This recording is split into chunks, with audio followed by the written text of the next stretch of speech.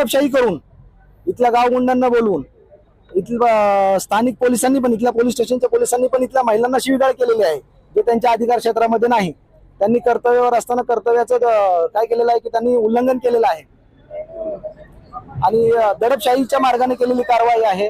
आणि आम्हाला आज म्हणजे काय बेघर झालेला आहोत साहेब. म्हणजे मला सांगताना पण खूप म्हणजे शब्द सुचत नाहीत की ही सगळी सपाट झालेली. आज आमची घरं इथं सपाट झालेली आहेत.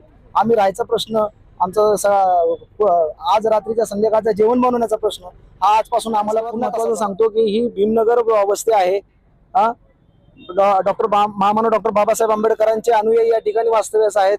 विशेष तुम्हाला सांगतो 20 मार्च ज्या दिवशी चौदार तळ्याचा सत्याग्रह झाला त्याच दिवशी या एरियातलं पाणी आणि वीज कनेक्शन कट केलेलं आहे.